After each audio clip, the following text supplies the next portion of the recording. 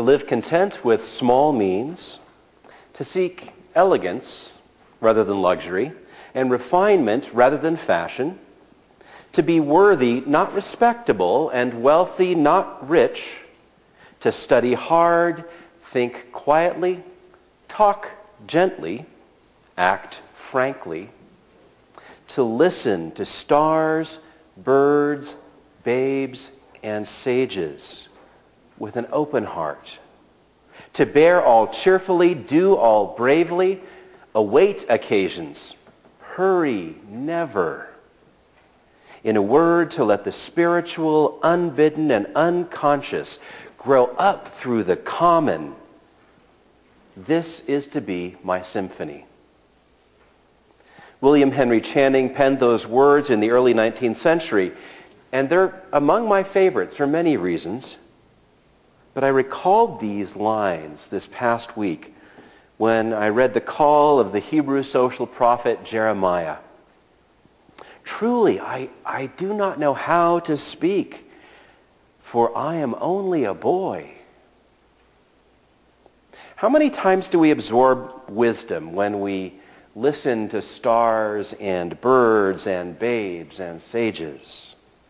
When we listen to someone who claims not to have wisdom because he's only a boy or she's only a girl, how frequently is it our privilege to overhear the murmurings of God and the voices of our children? Has it ever occurred to you that one of the reasons that adults love to listen to our young people and observe their reactions in the children's sermon is because perhaps then we see flashes of the divine revealed? Part of the genius of church, and I mean genius in the ancient sense of the word, is that it's virtually the only place in postmodern American society that brings together people of all ages. And one of the great opportunities for you who don't have small children at home is to teach Sunday school. It's another time in our life together when you get to listen to babes and they get to listen to sages. We need to listen to one another with an open heart and across generational lines. And when we do that, something miraculous happens.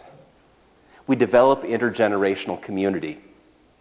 Imagine with me for a moment that you're a young person and that by some magical force you are plucked up and then plunked down into a foreign country.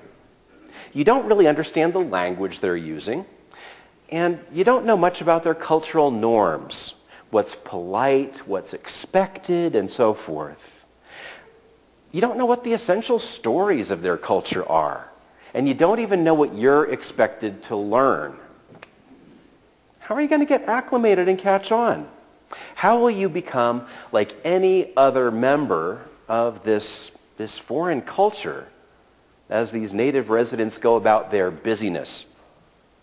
Well, like most exchange students, you have a host family. And their job is to make you feel at home in an alien culture, to help teach you the language and the idiom, and then practice with you and introduce you to the norms of this strange new society and teach you about the stories that shape the culture. That's about what it's like for our kids when they come to Sunday school and church. The norms of behavior are somewhat different here in worship than they are out during coffee hour. How do kids learn that? The stories of our faith are not bred into them. They aren't innate. So how do our children learn? How do our teens grapple with the stories of our faith? The Christian ethos that they absorb here is often in conflict with what we encounter in society at large. So how do they adopt and internalize the sense of what it means to be Christian? And how do they manage to acquire some of the language, some of the strange words that we use? God, Lord, salvation, grace, justice, and know what those things mean? How do they learn about Christian holidays like Christmas and Easter, which the culture sees a little bit differently than we do? I mean, yeah, we think that they're about chocolate and presents, but something more as well, right? So who functions as the host family for these young UCCers? Well, since covenant is such an important part of our UCC tradition and our congregational heritage, I thought I'd recount some of what our members agree to when we baptize children. Here's the promise that you all, the congregation at large, make. We receive Terry as a new person in Christ. We offer our understanding and support as Terry unfolds life. We unfold Terry in our love, seeking together to grow in wisdom and stature and in favor with God and all people. In other words, we all agree to be Terry's host family. So how is your covenant playing out, folks? How's it playing out right now? What are you doing as somebody who has agreed, who's made a covenant to help acclimate children and young people at Plymouth into our life of faith? Now, some of you are going to be trail guides this year, or Sunday school teachers, or youth group leaders, and both as a pastor and as a parent, let me say, thank you. Thank you. To borrow an African phrase that our current Secretary of State made popular years ago, it takes a village. Which means that it's not so much the moms and dads who need to be teaching Sunday school, but all of us. And we covenant to be part of the host family. And the rewards can be huge. They can be huge as we witness and experience the development of our youngest Christians. It can enrich and deepen our own journeys of faith. Okay, so does that mean that it's only our job to teach children as staff and as Sunday school teachers? You didn't think I was going to let you off that lightly, did you? Think about it. We have your kids for 2 hours every week. The school district has them for about 35 hours. And you have them the rest of the time. Guess what? We can't raise faithful children without a lot of intentionality from parents. Okay, parents, by a show of hands, how many parents feel really, really well equipped to be the primary religious educators for your children? Okay, that's what I thought. That's good. Same outcome in the first service. Well, I feel your pain, to use another Clintonism. I started divinity school when my son Cameron was 1 year old. And I would have felt adrift before that. But there's good news.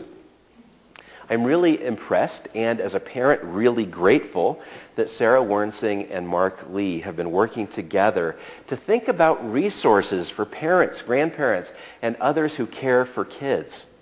There's an adult book study that's starting next week on making a home for faith, nurturing the spiritual life of your children. It's a fine book by Elizabeth Caldwell. She outlines 10 things every child needs from faithful parents. And you don't have to be a parent to find these valuable, by the way. So self-evaluate and see how you do on these first 5. 1, parents who are at home with their faith. Ones who feel comfortable using God language, reading the Bible, and praying with their children. 2, caring adults who can help children make connections between faith and life. Okay, all you elder sages, take note. 3, participation as a family in the life of the congregation, making commitments to keep the Sabbath, honoring Sabbath, a day of rest, helps children learn about the rhythms of life and work and rest. 4, parents who can support connections between church, school, worship, and the life of faith at home by retelling Bible stories, singing songs and hymns, and saying prayers. 5, experiences with other faithful adults. Guess what? That's all of us. As a parent, I know it takes a lot of intention and grit to help raise your kids as people of faith.